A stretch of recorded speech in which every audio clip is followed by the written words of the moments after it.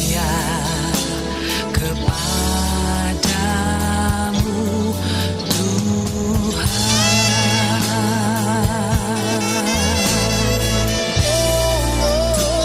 Ku ingin lebih lagi akan kasih sayangmu, hidup dalam rencana yang kau beri. Jadikan aku indah yang kau pandang mulia, seturut karyamu di dalam hidupku.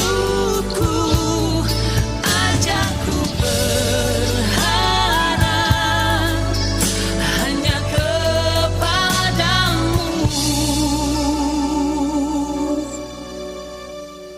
taat dan setia kepadamu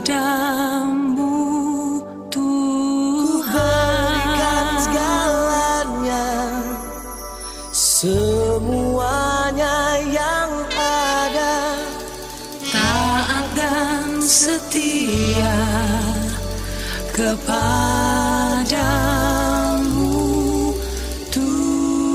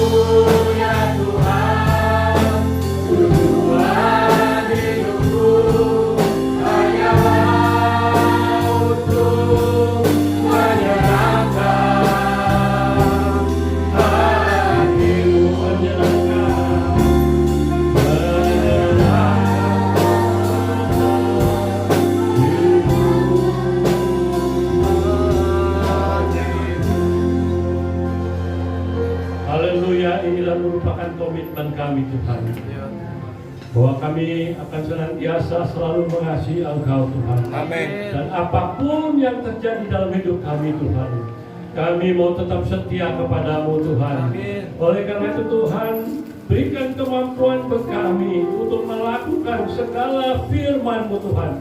Karena kami percaya Tuhan, dengan melakukan firman-Mu, kami akan menjadi orang-orang percaya yang mengasihi Engkau Tuhan. Terima kasih Bapa, terpuji-pujilah nama-Mu Tuhan.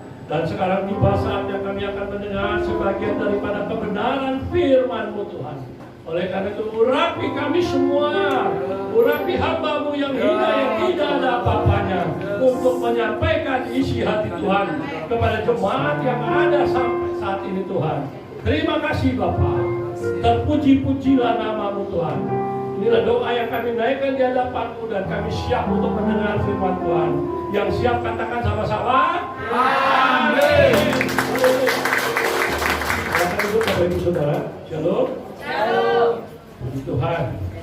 Terima kasih untuk kesempatan malam hari ini kembali kita bersama-sama beribadah kepada Tuhan. Mari kita buka Alkitab kita masing-masing.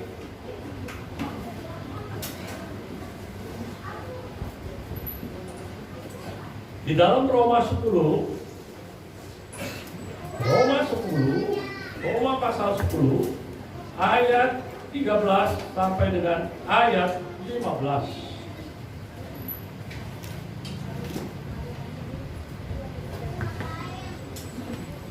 Roma 10 ayat 13 sampai dengan ayat 15. Bapak Ibu Saudara sudah ketemu semua? Amin. Kita akan baca bersama-sama di dalam ayat Roma 10 ayat 13 sampai 15 ini. Pada hitungan ketiga kita akan mulai. Roma 10 ayat 13 sampai dengan ayat 15, demikian bunyi firman Tuhan. 1, 2, 3. Sebab barang siapa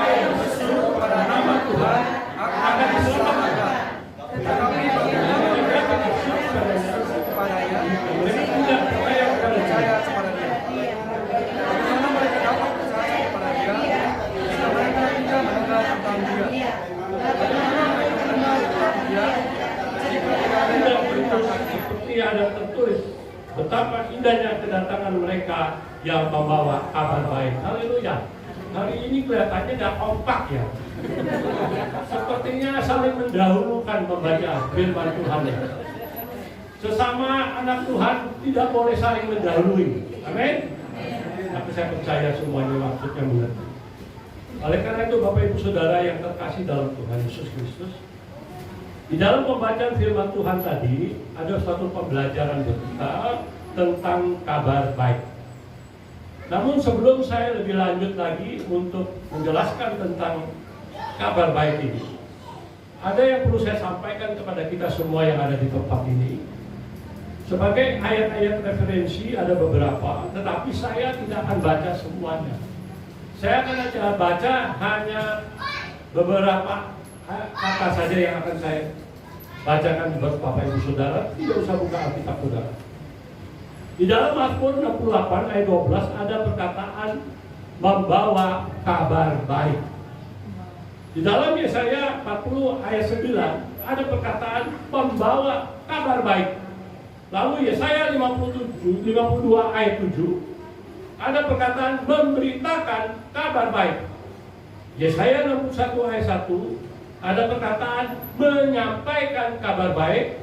Lukas 1 ayat 19 juga sama dengan Yesaya tadi, menyampaikan kabar baik. Bapak Ibu yang terkasih dalam Tuhan Yesus Kristus, sekarang kita mau belajar lebih jauh lagi tentang pembacaan firman Tuhan tadi. Oleh karena itu sebagai seorang yang membawa atau memberitakan atau menyampaikan kabar baik adalah seorang yang mempunyai kriteria, yaitu beberapa kriteria yang akan saya jelaskan satu persatu. Yang pertama adalah seorang yang diutus. Untuk menyampaikan kabar baik itu adalah seorang yang diutus. Bapak Ibu yang terkasih di tempat ini, banyak orang yang ingin diutus oleh Tuhan untuk dipakai oleh Tuhan, untuk melayani Tuhan. Tetapi pada kenyataannya mereka melakukan itu mempunyai suatu motivasi yang lain, yang tidak sesuai dengan rencana dan kehendak Allah. Oleh karena itu Bapak Ibu Saudara yang ada di tempat ini, Tuhan tidak sembarang memilih orang, tetapi Tuhan itu akan memilih orang yang sungguh-sungguh, orang yang terpilih. Bapak Ibu yang terkasih dalam Tuhan Yesus Kristus, saya akan memberikan beberapa contoh tentang orang yang diutus. Yang pertama adalah Nabi Yesaya. Di dalam Yesaya 6 ayat 8, kita buka sama-sama. Kalau tidak saya yang akan buka sendiri, saya akan bacakan buat Bapak Ibu Saudara. Yesaya 6 ayat 8 dikatakan firman Tuhan, lalu aku mendengar suara Tuhan berkata, siapakah yang akan kuutus dan siapakah yang mau pergi untuk aku? Maka sahutku, inilah aku, utuslah aku.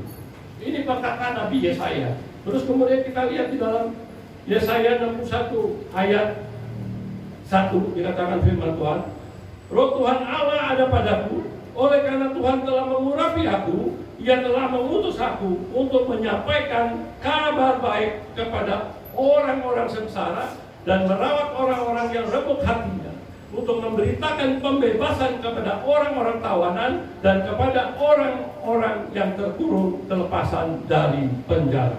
Haleluya. Yang kedua adalah Nabi Yeremia. Nabi Yeremia kalau di dalam Yeremia 28, saya akan bacakan untuk saudara.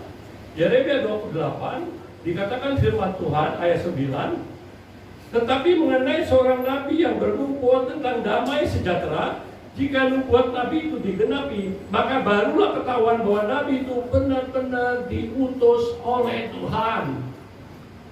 Firman Tuhan ini menjelaskan kepada kita. Sekarang ini banyak nabi-nabi palsu. Kita lihat di dalam Yeremia 29 ayat, dikatakan dalam firman Tuhan di dalam Yeremia 29 ayat 8 dan 9, firman Tuhan berkata, sungguh beginilah firman Tuhan semesta alam, Allah Israel, janganlah kamu diperdayakan oleh nabi-nabi yang ada di tengah-tengahmu, dan oleh juru-juru tenungmu, dan janganlah kamu dengarkan mimpi-mimpi yang mereka mimpikan, sebab mereka berbuat palsu kepadamu demi namaku.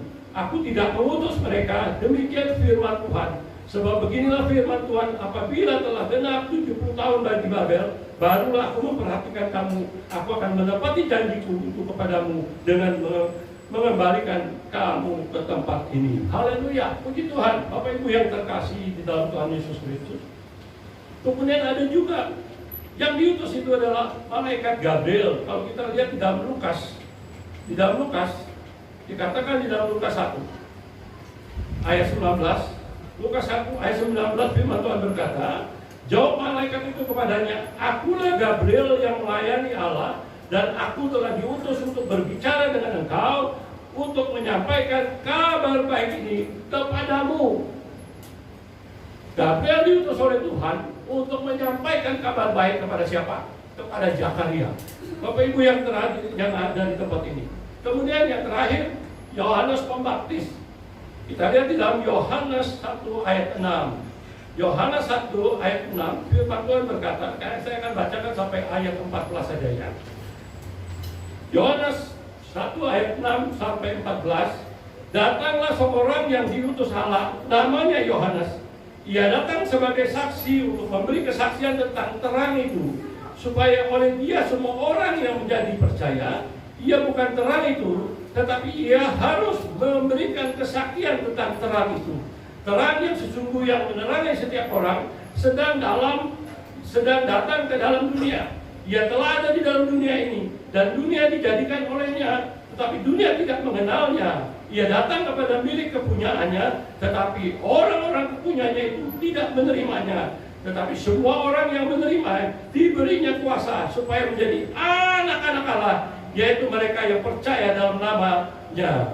Terus kemudian, orang-orang yang diperanakan bukan dari darah dan dari daging, bukan pula secara jasmani oleh keinginan seorang laki-laki, melainkan dari Allah. Firman itu telah menjadi manusia dan diam di antara kita, dan kita telah melihat kemuliaannya, yaitu kemuliaan yang diberikan kepadanya sebagai anak tunggal Bapa, penuh kasih karunia dan kebenaran. Haleluya, puji Tuhan. Bapak Ibu yang terkasih di tempat itu, itu yang pertama.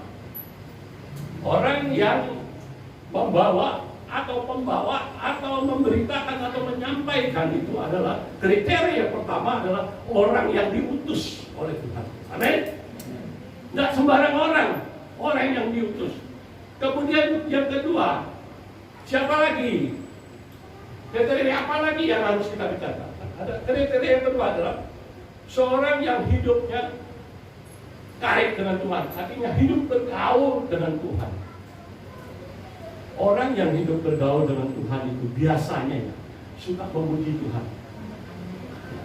Orang yang bergaul dengan Tuhan itu suka menyembah Tuhan, suka berdoa, amin, suka mendengar firman Tuhan, suka membaca firman Tuhan. Itulah orang yang bergaul dengan Tuhan. Bapak Ibu yang terkasih dalam Tuhan Yesus Kristus, hari ini saya memberikan beberapa contoh kepada saudara tentang orang yang bergaul dengan Tuhan. Itu siapa? Kalau saudara kenal namanya Henok, saudara tahu Henok. Henok itu dikatakan dalam firman Tuhan, jadi Henok itu berumur 365 tahun. Ya. Dikatakan Henok berumur 365 tahun di dalam Kejadian 5 ayat 23 sampai 24. Itu menjelaskan kepada kita. Dan Henok itu bergaul dengan Tuhan, dengan Allah. Amin. Dan Henok itu telah tiada karena dia telah diangkat oleh Tuhan. Jadi salah satu contoh kepada kita semua, orang yang diangkat Tuhan itu adalah yang tidak melalui proses kematian adalah Henok. Kemudian kita bisa melihat Elia. Elia juga sama. Dia terangkat di dalam 2 Raja-Raja 2 ayat 11. Dia diangkat.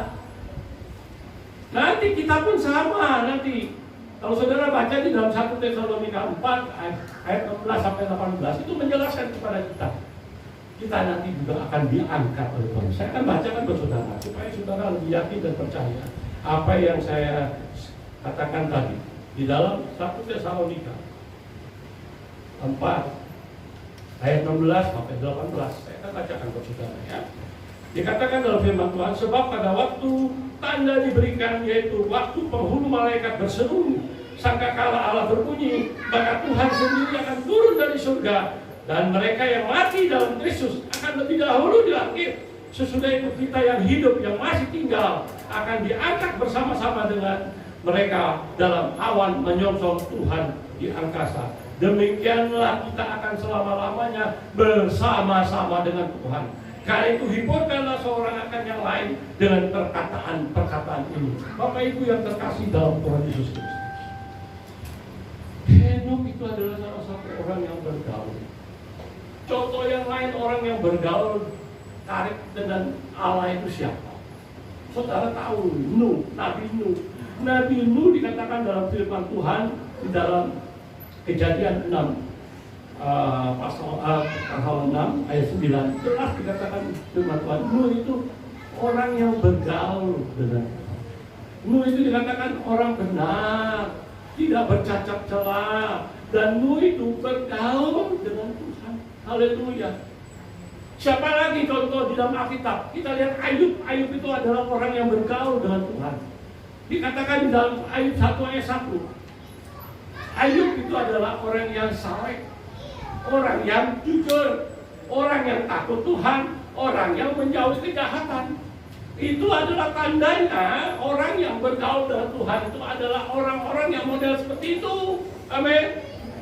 Kalau saudara bisa melihat di dalam kehidupan hari-hari, kalau masih hidupnya masih bergelimang atau masih hidup dalam dunia yang fana ini dengan kondisi keadaan orang dunia yang tidak mengenal Tuhan, berbuat sama dengan orang dunia, saya mau kasih tahu saudara, orang itu pasti tidak bergaul dengan Tuhan. Gampang. Orang yang bergaul dengan Tuhan seperti Ayub itu adalah orang yang saleh, orang yang jujur, orang yang menjauhi ketakut Tuhan dan menjauhi kejahatan. Oleh karena itu Bapak Ibu yang ada tempat ini, mari kita mau contoh-contoh daripada orang-orang yang seperti ini. Yang ketiga, kriteria yang tiga adalah seorang yang rendah hati. Orang yang rendah hati. Orang yang rendah hati itu artinya tidak sombong. Saudara tahu perbedaan dengan orang sombong dengan orang rendah hati seperti apa? Kalau kriteria orang sombong itu biasa itu mengandalkan kekuatannya sendiri. Dia merasa dia mampu untuk melakukan segala sesuatu. Dialah orang yang disebut sebagai orang yang mengandalkan dirinya dan kekuatannya. Padahal firman Tuhan jelas berkata dalam Yeremia 17 ayat 5, beginilah firman Tuhan, terkutuklah orang yang mengandalkan kepada manusia, yang mengandalkan kekuatannya sendiri, dan yang hatinya menjauh daripada Tuhan. Saya percaya Bapak Ibu Saudara yang ada di sini adalah orang-orang yang mengandalkan Tuhan. Amin. Orang sombong itu, kriteria yang kedua adalah orang yang sombong itu merasa suka menyepelekan orang lain, suka menghina orang lain, menganggap orang lain rendah. Terus kemudian orang sombong itu biasanya biasa itu merasa dirinya ini loh gua loh, ini loh gua. Haleluya. Dan orang sombong itu suka menghakimi orang lain. Kalau kamu dengan orang-orang yang suka menghakimi orang lain, itulah orang sombong. Nanti saya jelaskan lebih jauh. Pada Matius 7 ayat 1 firman Tuhan berkata, janganlah kamu menghakimi supaya kamu tidak dihakimi. Jangan suka menghakimi orang. Kalau orang rendah hati itu, mengandalkan Tuhan, berharap hanya kepada Tuhan. Makanya nggak heran kalau orang rendah hati itu diberkati oleh Tuhan. Amin. Kalau orang sombong pasti nggak akan diberkati Tuhan. Karena dengan cara apapun yang dia lakukan, semuanya tidak sesuai dengan kehendak Tuhan.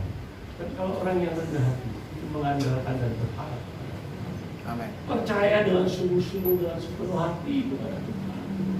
Makanya firman Tuhan berkata dalam Yeremia 17 ayat 7 dan 8, diberkatilah orang yang mengandalkan Tuhan, yang menaruh harapannya kepada Tuhan. Dia akan seperti pohon yang ditanam di tepi air yang merambatkan akar-akarnya ke tepi batang air. Dan yang tidak mengalami datangnya panas terik. Yang daunnya tetap hijau. Yang tidak khawatir dalam tahun kering. Dan tidak berhenti menghasilkan buah. Haleluya. Orang yang mengandalkan Tuhan itu menerima berkat yang luar biasa dari Tuhan. Amin. Ya. Orang yang rendah hati itu merasa dirinya tidak ada apa-apanya. Kalau saya bisa seperti ini karena Tuhan, itu orang yang rendah hati. Orang yang rendah hati itu dia dimanapun berada, itu pasti diterima oleh semua orang. Karena dia adalah orang yang rendah hati, artinya orang yang baik. Coba kalau orang yang sombong datang, jauh-jauh orang sudah bilang, wah si sombong datang. Pernah dengar itu? Oh, pernah. Pasti. Oleh karena itu Bapak Ibu Saudara yang ada di tempat, saya teringat akan firman Tuhan. Tetapi saya ingatkan kepada kita semua, apa sih yang mau kita sombong? Awal kejatuhan manusia itu adalah kesombongan. Ingat, malaikat Lucifer, betul karena dia sombong maka jatuh di dalam. Lempar dia. Siapa kita mau sombong-sombong?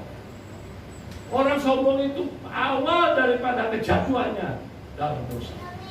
Makanya di dalam Amsal 16 ayat 18 firman Tuhan berkata, kecongkakan mendahului kehancuran, tinggi hati mendahului kejatuhan.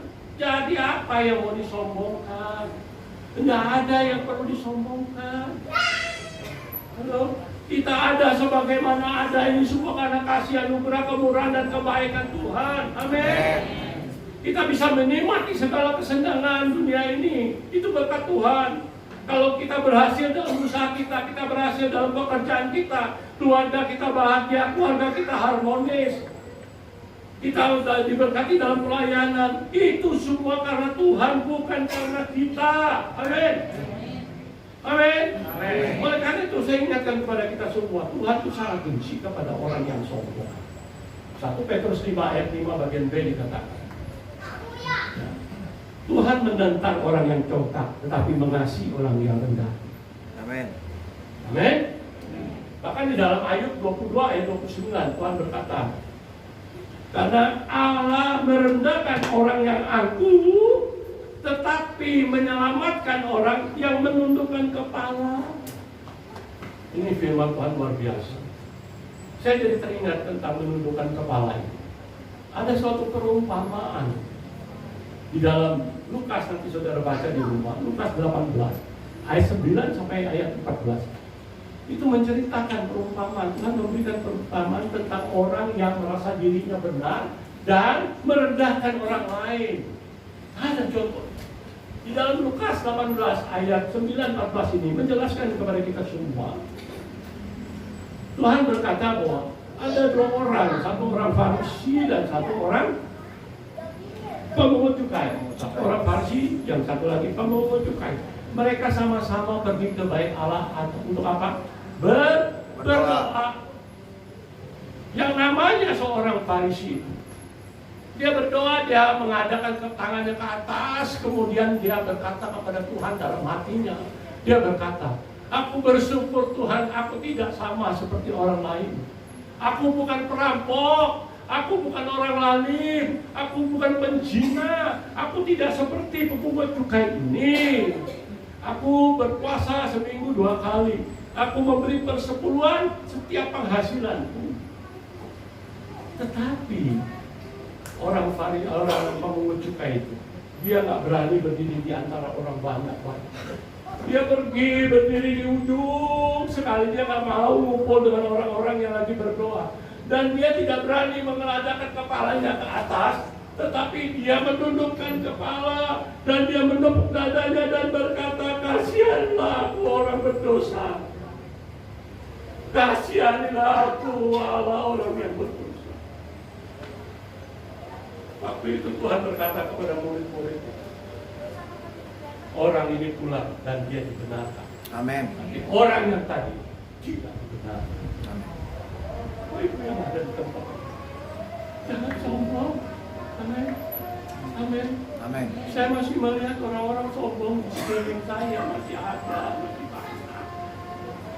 Saya heran, bahkan itu pendeta Apakah saya nggak menghakimi? Saya mau kasih tahu saudara, apa yang mau disombongi? Nggak ada yang perlu disombongi. Saudara bisa coba ya, saya kasih suatu ilustrasi kepada saudara. Kalau kita sebagai orang timur, kalau liwat di depan orang, maaf, kalau ada orang lagi duduk atau apa, ya, kalau kita liwat di depan mereka, pas tempatnya itu agak sempit, kita akan berkata kepada orang itu, maaf bu, maaf pak, permisi. Begitu ya, benar nggak? Itu orang yang rendah hati. Tapi kalau orang sombong beda, dia jalan aja, sambil dadanya dibusungkan. Masa bodoh, nengol orang juga masa bodoh. Itu orang sombong. Tapi di sini nggak ada seperti itu. Ada. Nggak ngaku. Tapi nggak benar ngaku. Saudara suka nonton bola kan? Betul ya? Nonton bola, siapa yang suka nonton bola? Kalau yang pemain bola itu bisa masukkan gol ke dalam gawang, apa yang dia lakukan? Dengan ekspresi yang luar biasa. Teriak-teriak, loncat-loncat, dia lari-lari. Kemudian ada yang begini, kemudian ada yang begini, terus kemudian juga ada yang apalagi yang bersujud di depan.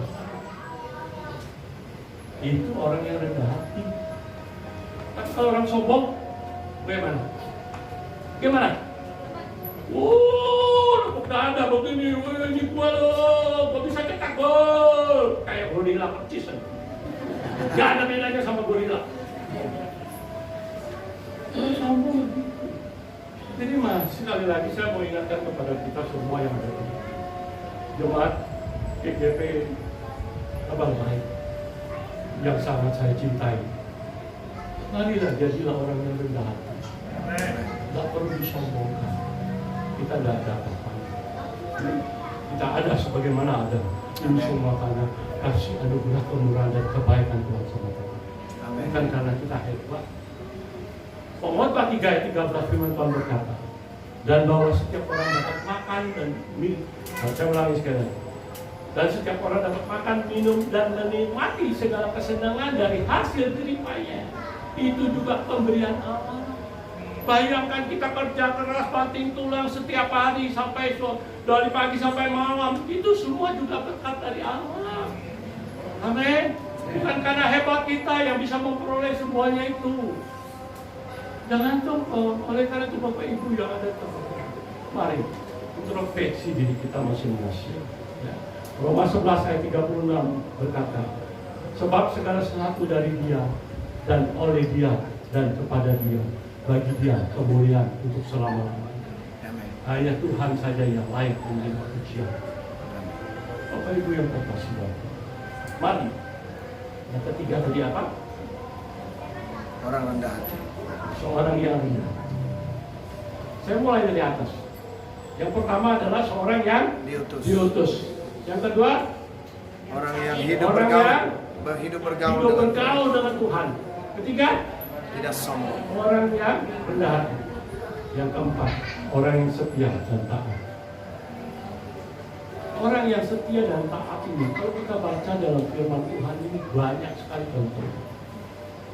Saya akan sebutkan contoh satu persatu, tapi saya nggak kupas semuanya. Saya nggak kupas secara mendetil, tapi semuanya. Saya percaya Bapak Ibu Saudara tahu tentang tokoh-tokoh ini.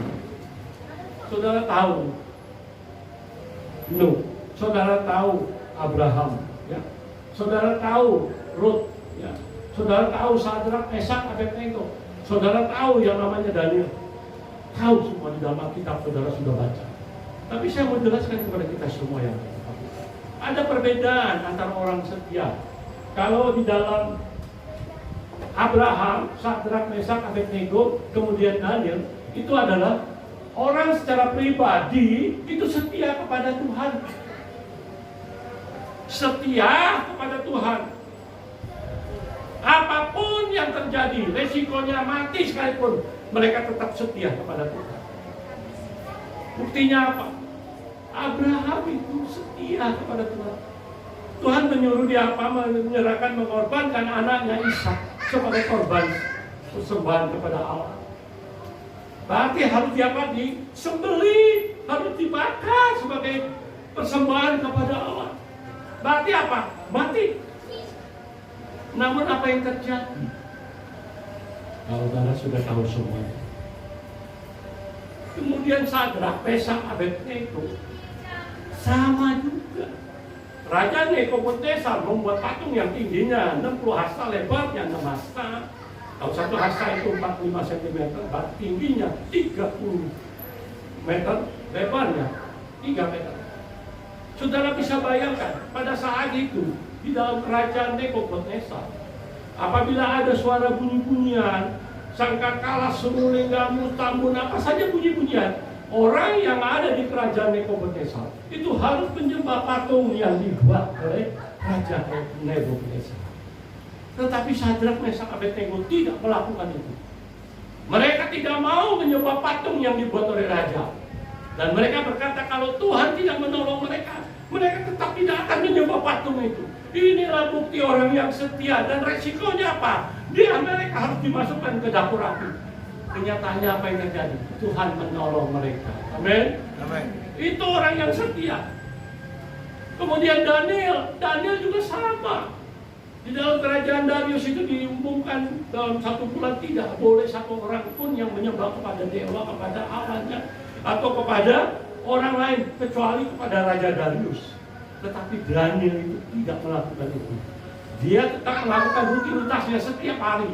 Pagi, siang, dan sore dia pergi masuk ke rumahnya. Dia naik ke tempat yang paling tinggi, di mana terbuka tingkap terbuka yang menuju di Yerusalem. Dia bersujud, berdoa, dan memuji Allah. Akhirnya dia ditangkap oleh orang-orang pengawal Raja Darius. Dimasukkanlah ke gua singa. Resikonya artinya apa? Mati. Tapi saya percaya Bapak Ibu Saudara yang ada di tempat ini, mau mati buat Tuhan? Amin. Berani mati buat Tuhan? Amin. Amin. Saya percaya saudara berkata amin itu Tuhan catat di mulut. Bapak Ibu yang ada di tempat ini, kalau di dalam Kisanu dan Rut, Kisanu dengan Rut itu adalah beda. Kalau Nuh itu dan Rut itu menghadapi kondisi yang hampir-hampir kalau secara manusia itu tidak mungkin gitu. Nuh itu disuruh Tuhan apa? Nuh adalah setia kepada Allah, tetapi Nuh disuruh apa? Membuat bahtera. Secara manusia tidak mungkin buat bahtera itu di puncak bukit dengan panjangnya 300 hasta, lebarnya 50 hasta, tingginya 30 hasta. Saudara bisa bayangkan, tidak mungkin bisa bikin itu semua. Tetapi Nuh tetap melakukannya. Kalau secara manusia orang semua juga pasti meledek dia. Makanya di zaman Nuh itu banyak orang yang mengatakan Nuh itu udah gila. Bagaimana mungkin bikin perahu di atas, di puncak bukit? Tidak mungkin. Orang bikin perahu itu di pinggir pantai, betul kan? Tapi itulah yang terjadi. Next, kemudian saudara bisa tahu apa yang terjadi. Dan sekarang saya menjelaskan tentang Rut. Rut itu setia. Setia antara manusia dengan manusia. Nah, ini pelajaran penting buat kita semua yang ada di tempat ini. Setia antara manusia dengan manusia. Rut itu melihat keadaan kondisi yang sama yang terjadi di depan mata. Bahwa nggak mungkin lah yang namanya mertuanya sudah tua tidak punya apa-apa. Diceritakan pada waktu itu di kerajaan Yehuda, Bethlehem itu terjadi kelaparan. Ada satu keluarga bernama Elimelek bersama istrinya Naomi dan kedua anaknya Kilion dan Mahlon. Mereka pergi ke tanah Moab mencari makanan di sana. Singkat cerita, Elimelek meninggal dunia. Lalu tinggallah Naomi dengan kedua anaknya Kilion dan Mahlon. Kilion dan Mahlon menikah dengan perempuan Moab. Kilion menikah dengan Orpa, kemudian Mahlon menikah dengan Rut. 10 tahun mereka tinggal di sana, kemudian meninggallah kedua anak daripada Naomi. Tinggal Naomi dengan kedua menantunya, Orpa dan Rut. Pada waktu itu Naomi akan kembali lagi ke Yehuda Bethlehem. Dalam perjalanan dia berkata kepada kedua menantunya, kamu jangan ikut aku lagi, aku udah tua, aku gak punya apa-apa, aku sudah miskin. Ngapain ikut aku, kamu kembali saja ke bangsaku, ke tanah Moab sana. Kemudian apa yang terjadi? Orpa pergi meninggalkan mertuanya Naomi. Tetapi Rut tidak. Rut tetap hidup. Dan Rut berkata, ini perkataan yang sungguh luar biasa. Kalau saudara baca di Rut 1 ayat 16-17, itu bagus sekali perkataan. Jangan mendesak aku pergi meninggalkan engkau. Di mana engkau pergi, di situ juga aku pergi. Di mana engkau bermalam, di situ juga aku bermalam. Bangsamu adalah bangsaku, Allahmu adalah Allahku. Di mana engkau dikuburkan, di situ juga aku dikuburkan. Dan perkataan yang terakhir dikatakan ada, tidak ada yang dapat memisahkan selain daripada maut. Ini yang menunjukkan kesetiaan seorang kepada seseorang. Saya mau tanya kepada saudara, kalau lagi kaya banyak ya temannya, betul ya? Betul enggak? Halo? Kalau lagi banyak harta, kaya, kita lagi ini banyak nggak temannya? Banyak nggak yang datang sama kita? Banyak. Ini orang dunia begitu memang, kaya. Tapi kalau kita lagi jatuh miskin, susah, ada yang datang ke kita? Belum tentu. Mungkin ada, tapi belum tentu. Maka mereka akan menjauhi kita. Bahkan saudara saja bisa nggak menjadi saudara dengan kita. Karena apa? Kita sudah kerek, sudah miskin. Itu realita kehidupan dunia, begitu. Oleh karena itu saya percaya Bapak Ibu Saudara, apapun yang terjadi dalam hidup saudara, saudara tetap menjadi orang yang setia di hadapan Tuhan. Amin. Jangan lihat keadaan yang ada. Amin. Mari kita mau introspeksi diri kita masing-masing. Kalau kita ini bisa menikmati semuanya, kita berkat Tuhan. Ya. Kalau kita bisa kaya raya, kita bisa punya harta banyak, kita berkat Tuhan. Oleh karena itu bagi-bagi pada orang yang susah, terutama kepada hamba-hamba Tuhan. Amin. Amin. Hamba Tuhan itu hidupnya dari mana? Waduh, kalau saya cerita ini terlalu panjang. Dari mana? Terlalu panjang. Saya mau ingatkan kepada kita semua yang ada di tempat ini. Saya mau bertanya, kenapa Rut itu menjadi orang yang setia? Halo, kenapa Rut itu menjadi orang yang setia? Kenapa Rut menjadi orang yang setia? Yang pertama adalah karena Rut itu orang yang tahu diri. Tahu diri. Kalau contoh di dalam Ayub, di dalam kisah Ayub, itu menjelaskan kepada kita, Ayub 2 ayat 9-10. Itu jelas dikatakan firman Tuhan. Pada waktu Ayub mengalami masalah dalam hidupnya, harta bendanya habis ludes, rumahnya terbakar, anaknya 10, 7 laki, 3 perempuan meninggal semuanya. Kemudian dia mengalami borok dari atas kepala sampai ujung kaki.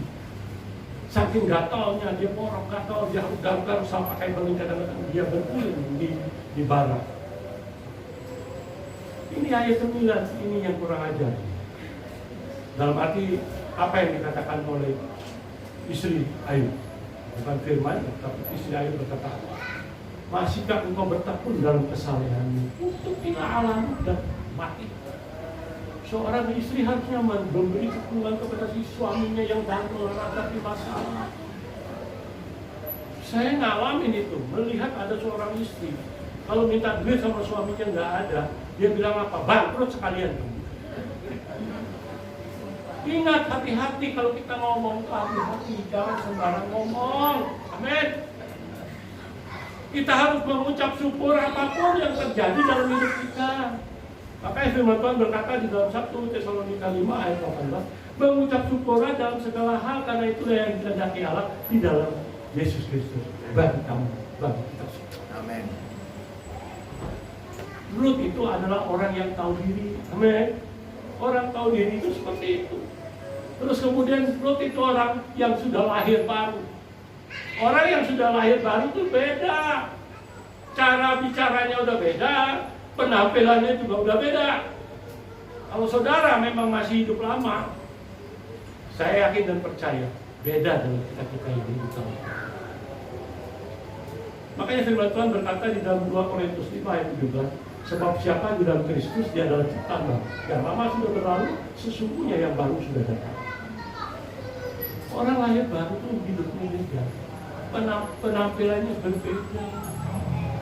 Amin. Amin.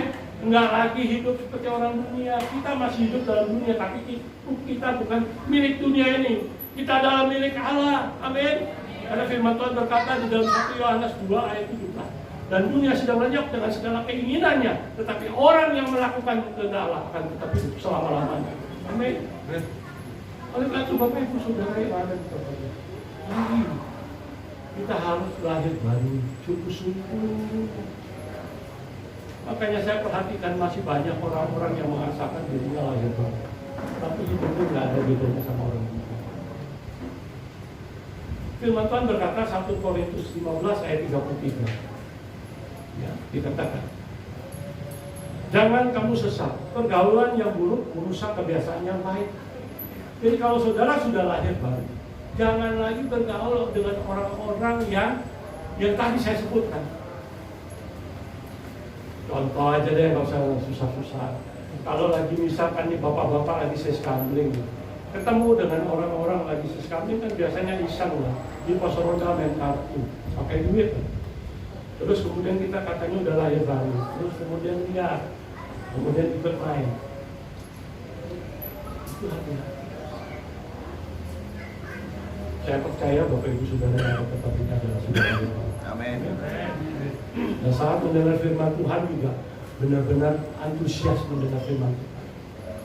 Kalau orang yang tidak antusias mendengar firman Tuhan, menganggap di pendetaannya ngomong doang, atau memang dia tidak, hidupnya tidak seperti yang saya katakan Mas Saudara hebat, orang itu akan mengeluh, komplain dalam hatinya. Kapan selesai khotbah ini? Ngomong terus. Tapi saya percaya di sini nggak ada seperti itu. Tapi saya lihat ada wajah-wajah model begitu. Beda. Kalau orang yang antusias makanya tetap tertuju melihat ke depan. Tapi kalau sudah mulai begini, kita begini, nah itu kelihatan. Saya dipintarkan paling gampang ngeliatin orang. Kalau orang yang sudah lahir baru nggak begitu. Amin. Amin. Udah bosan ya tiap malam KR di tempat ini. Hah? Bosan. Apalagi pendetanya Hendrawan yang ngomel-ngomel doang. Kalau saya ngomel itu pada saudara karena saya sayang sama saudara. Amin. Saya memperhatikan saudara. Oleh karena Tuhan, kita harus menjadi orang yang sungguh-sungguh di hadapan Tuhan. Kita menjadi orang yang taat. Karena firman Tuhan berkata kepada kita, Wahyu 2 ayat 10 bagian itu, hendaklah engkau setia sampai mati, dan aku akan mengaruniakan kepadamu mahkota kehidupan. Saudara mau dapat mahkota kehidupan? Amin. Kita harus menjadi orang Kristen yang setia kepada Tuhan. Sekali Yesus tetap Yesus. Amin. Tidak ada lagi ilah lain kecuali Allah di dalam Yesus Kristus, Tuhan kita. Amin. Bapak Ibu yang ada di tempat ini. Ini bagian yang pertama, saya sudah sampaikan kepada Pak Nasir. Bagian keduanya next yang akan datang. Saya akan sampaikan kepada kita. Karena apa? Terlalu panjang untuk saya sampaikan. Jadi orang yang membawa atau pembawa atau memberitakan atau menyampaikan kabar baik adalah orang yang mempunyai kriteria yang pertama adalah apa? Diutus. Apa? Orang yang diutus. Orang yang diutus. Kedua, orang yang bergaul dengan Tuhan. Yang ketiga, orang yang rendah hati.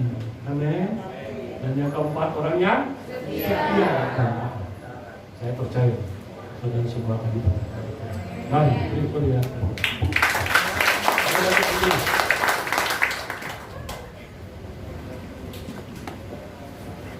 Jadikan aku indah yang kau pandang mulia, seturut karyamu di dalam hidupku. Ajarku berharap hanya kepadamu, taat dan setia kepadamu, Tuhan.